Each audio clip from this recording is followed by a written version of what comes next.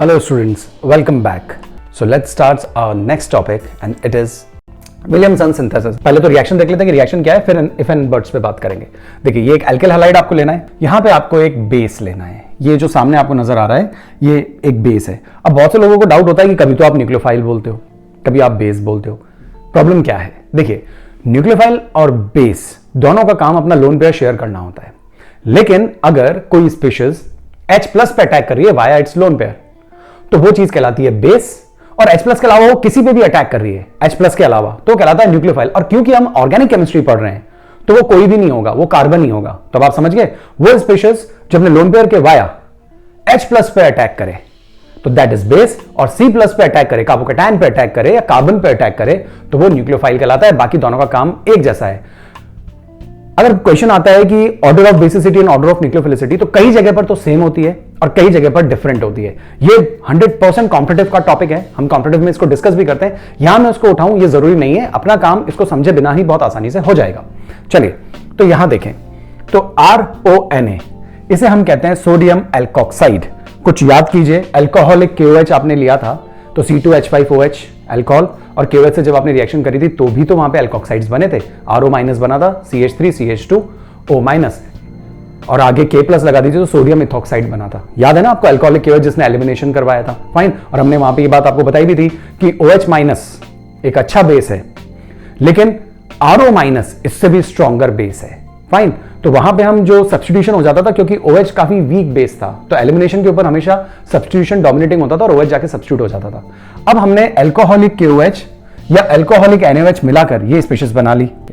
Correct, mechanism वापस कौन सा आ रहा है? SN2। मतलब SN1 को तो चैप्टर में भूल जाइए आप, SN1 तो होना ही नहीं है। नहीं होने का रीजन ऊपर भी दे चुका और यहाँ पे भी समझ में आ जाएगा। SN2 मैकेनिज्म यहाँ पे चलेगा।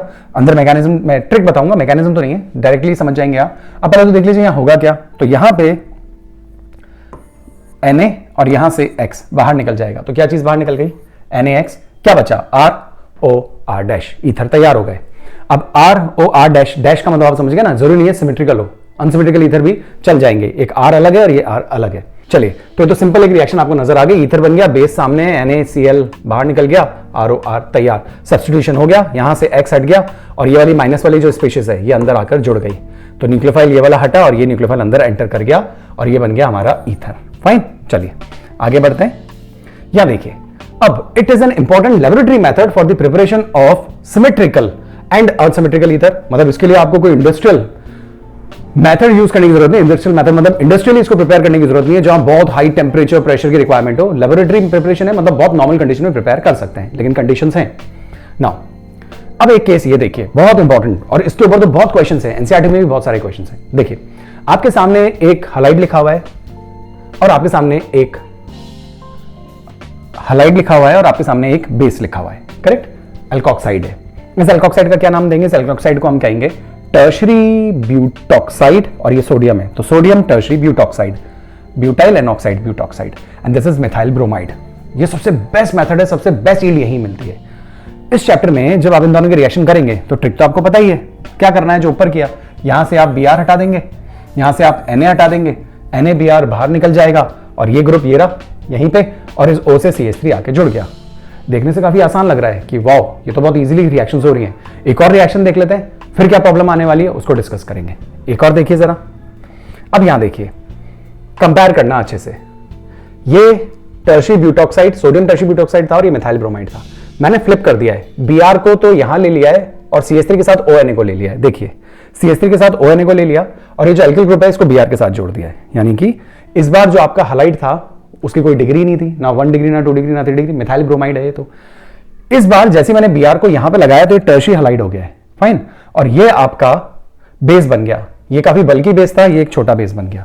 फाइन, अब बहुत से लोग जो रट्टा मारते हैं लगेगा यहां कौन सी बड़ी बात है, ये लीजिए हम वही करते हैं जो अभी तक करते आए। यहां से Na और यहां से Br को बाहर निकाल देते हैं और चेक करते हैं कि प्रोडक्ट क्या बनेगा। तो आप बनाएं, आप सोचें, उससे पहले मैं भी बना देता हूं। मेरे हिसाब से जो आपको लग रहा होगा वो CH3, ये Br यहां से, Na यहां से, तो OCH3 यहां आके जुड़ जाएगा। तो आपके हिसाब से तो ये ईथर बन जाना चाहिए था, लेकिन यहां तो ईथर का नामो निशान ही नहीं है। यहां तो वापस एल्कीन आ चुके हैं, टर्शरी हलाइड इससे पहले टर्शियरी अल्कोहल था, OH हट के सिर्फ Br आया है, लेकिन टर्शियरी ग्रुप आ गया है। तो आपकी एक्सपेक्टेशन तो ईथर की थी कि जैसा हम अब तक करते आ रहे हैं वही तो करना था, तो NaBr निकालना था और ये हो जाना चाहिए था, लेकिन ये तो नहीं हुआ। यहां तो ईथर है ही नहीं, यहां तो एल्कीन आ गया है। तो अब क्वेश्चन अराइज कि ये क्यों हुआ है, और यहीं से कॉन्सेप्ट्स शुरू होते हैं और हमने ऑलरेडी पढ़ लिए हैं, बस कनेक्ट करना है। विलियमसन सिंथेसिस की ये लिमिटेशन है। देखिए मैंने हाईलाइट कर रखा है लिमिटेशन, एनसीईआरटी बोर्ड्स में एक क्वेश्चन भी है, what is the limitation of Williamson synthesis, तो आप ये बात बताएंगे। लिमिटेशन ये है कि अगर आप विलियमसन सिंथेसिस से ईथर अच्छे यील्ड में बनाना चाहते हैं तो कोशिश कीजिए कि जो हलाइड आप ले रहे हैं वो 0 डिग्री, मतलब जिसकी कोई डिग्री ना हो, मिथाइल हलाइड्स, या फिर प्राइमरी हलाइड ही लीजिए, तो आप गुड यील्ड ईथर की ले सकते हैं।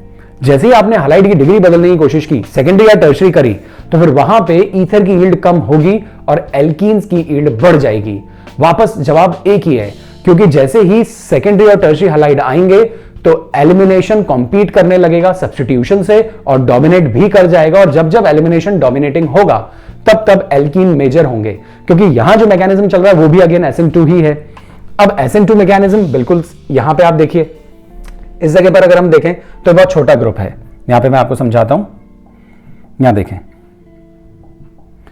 इस बॉन्ड के इलेक्ट्रॉन यहां शिफ्ट हुए और वहीं पे साइमल्टेनियसली इसने इस पे अटैक कर दिया। ग्रुप काफी छोटा है ना, तो साइमल्टेनियस अटैक हो सकता है, इसीलिए हमने इसको क्या कहा, SN2 मैकेनिज्म के थ्रू ये प्रोसेस हो रहा है और साइमल्टेनियस अटैक है, एक हट रहा है और एक जाके जुड़ रहा है। ये इसलिए फिजिबल हुआ क्योंकि यहां पे ग्रुप काफी छोटा था, हिंड्रेंस है ही नहीं, प्राइमरी होगा तो भी चल जाएगा, एक ही एल्किल ग्रुप होगा, 2 तो H होंगे, तो ये अटैक पॉसिबल है। सब्स्टिट्यूशन जब तक पॉसिबल है तब तक ईथर पॉसिबल है, तो ये ईथर बन गया और ये चीज हो गई। असिमेट्रिकल ईथर है ना, सिमेट्रिकल की तो जरूरत ही नहीं है, सिमेट्रिकल तो इससे पहले बन रहा था, यहाँ तो असिमेट्रिकल बन सकता है। आप ये कोई सा भी प्राइमरी लो ना आप, और यहाँ पे ये कोई सा भी आप लीजिए, पॉसिबिलिटीज हैं। नाउ द पॉइंट इज, उल्टा करा तो क्या हुआ, तो अब आप देखिए जरा, उल्टा करा तो क्या हुआ। अब आपने उल्टा किया तो एक्सपेक्टेशन क्या, वही जो अभी तक थी कि ये Br यहां जाना चाहिए था, अब इस कार्बन पे ये वाला अटैक करना चाहिए था। ओहो, अब अटैक कैसे करेगा, अटैक करने में तो मुश्किल आएगी, क्यों, ये ग्रुप प्रेजेंट है, तो ये इसको SN2 से तो अटैक नहीं करने देंगे। तो दूसरा डाउट क्या आता है, SN2 से नहीं करने दे रहे ना, SN1 दे दीजिए, SN1 से कर लेगा, क्योंकि SN1 में तो होते ही है अटैक। कार्बोकैटायन बना लीजिए पहले अच्छे से और उसके बाद अटैक करवा लीजिए। तो देखे जरा कि यहाँ कार्बोकैटायन बन सकता है क्या, तो हाँ उम्मीद तो है कि यहाँ कार्बोकैटायन बन सकता है, लेकिन उस पर जाके अटैक किसको करना है, उस पर जाके अटैक करना है इस स्पीशीज को। अब ये जो स्पीशीज है ये भी अपने आप में एक बड़ी स्पीशीज है, उतना तो वैसा तो नहीं है ना, जितना छोटा OH था वैसा तो नहीं है, O के साथ H जुड़ा होता है, यहाँ O के साथ एल्किल ग्रुप तो होगा ही होगा, क्योंकि आपको अगर ईथर बनाने तो एल्किल ग्रुप तो रखना ही होगा। H रखेंगे तो फिर तो ये OH आ जाएगा, फिर तो अल्कोहल बन जाएंगे, तो O के साथ एल्किल ग्रुप तो आपका होना चाहिए, और जब जब O के साथ एल्किल ग्रुप होगा तो ये SN को फेवर नहीं करेगा, बहुत इंपॉर्टेंट बात है। और वहां पे तो हम उस रिएक्शन को फेवरेबल बनाने के लिए पोलर प्रोटिक सॉल्वेंट भी यूज कर लेते थे, ठीक है। यहां पे बिना उसके यूज करे भी और उसको यूज भी कर लें तो भी कुछ नहीं होगा, क्योंकि ये ग्रुप ये सब्स्टिट्यूशन नहीं होने देगा। दैट्स व्हाई SN1 भी नहीं हो सकता।